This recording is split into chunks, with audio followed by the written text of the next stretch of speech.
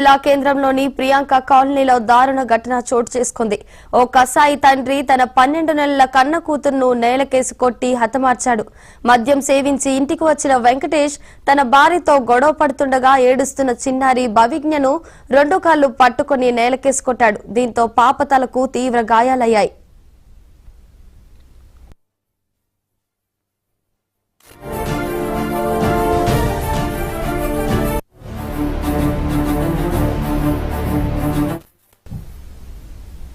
అపస్మారక స్థితిలో ఉన్న చిన్నారిని ఆమె తల్లి, బంధువులు ఆసుపత్రికి తరలించగా చికిత్స పొందుతూ మృతి చెందింది. ఈ దారుణానికి పాల్పడిన తండ్రి వెంకటేష్ అక్కడి నుండి పరారయ్యాడు. అయితే గమనించిన స్థానికులు అతన్ని పట్టుకుని పోలీసులకు అప్పగించారు.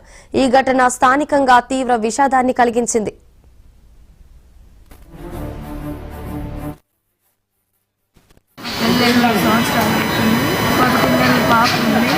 పెళ్ళిన దాన్ని కూడా సైకోలా ప్రవర్తించేవాడు, కొట్టేవాడు, ఇంట్లో పెట్టి తాళం వేసి బయటికి పోయేవాడు. ఏం చూస్తుందంటే మా అమ్మ చెప్పి ఇంటికి వెళ్ళిపోయి 2 నెలలు నాకు మా వాళ్ళందరూ వచ్చి మా ఆడబిడ్డలు తీసుకొచ్చి నీకేం కాదు, నీ పిల్లకేం కాదు, మేము ఉన్నాము వచ్చి మేము ఇక్కడికి వచ్చి వారమే అవుతుంది. రాత్రి తాగొచ్చి ఏం తగాదు పెట్టుకుంటే మా ఆడబిడ్డ ఫోన్ చేసిన వచ్చి అరిసింది. ఇటు తాగితే అట్ట నేను ఉంచును, నిన్ను నమ్మి పంపించలేదు, నా కోసం పంపించాలని అంటే ఇంకేమన్నాను ఓట్లేసిండు లగ్గ మీద. నేనేమన్ను తల్లి ఏమన్నా పిల్లనేమన్నాను. ఆమె ఇంటికి పోయింది.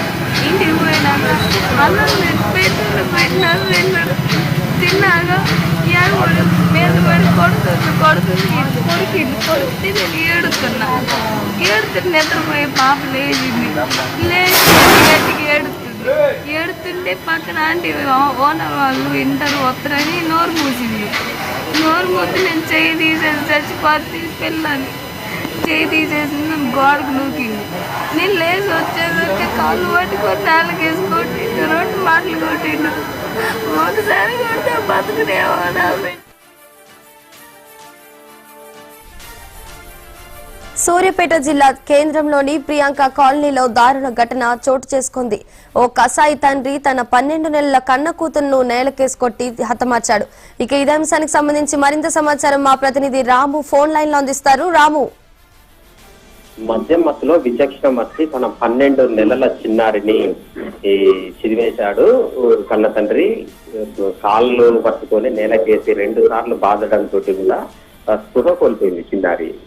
వెంటనే తల్లి అక్కడ ఉన్నటువంటి పక్కన ఉన్నటువంటి స్థానికుల సహాయంతో ఏరియా ఆసుపత్రికి తరలించారు. అయితే ఆ తరలించిన తర్వాత చికిత్స చేస్తుండగా చిన్నారి చికిత్స పొందుతూ మృతి చెందింది. వెంటనే అక్కడ ఉన్నటువంటి స్థానికులు అతన్ని తండ్రిని పట్టుకొని పోలీసులకు అప్పగించారు. 3 ఏళ్ల క్రితం వెంకటేష్, కవిత దంపతులు పెళ్లి చేసుకున్నారు. అయితే వారికి 12 నెలల చిన్నారి ఉంది. అయితే పెళ్లి చేసుకున్నప్పటి నుంచి కూడా వెంకటేష్, కవిత మధ్య విభేదాలు తలెత్తుతున్నాయి. మద్యం మత్తులో కొంత సైకోగా ప్రవర్తిస్తుంటాడని చెప్పేసి కూడా వెంకటేష్ చెప్తోంది కవిత. ఈ నేపథ్యంలోనే నిన్న కూడా రాత్రి కూడా మద్యం సేవించి ఇంటికి వచ్చాడు.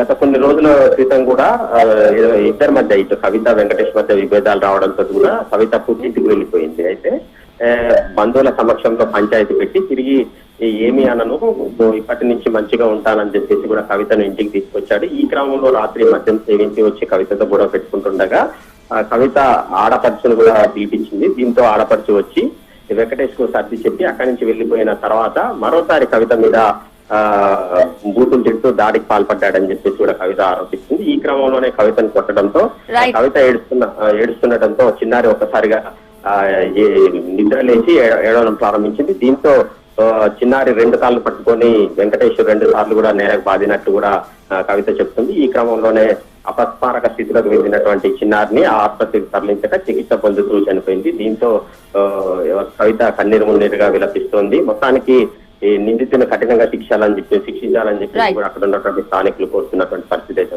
ఉంది. థాంక్యూ రాము.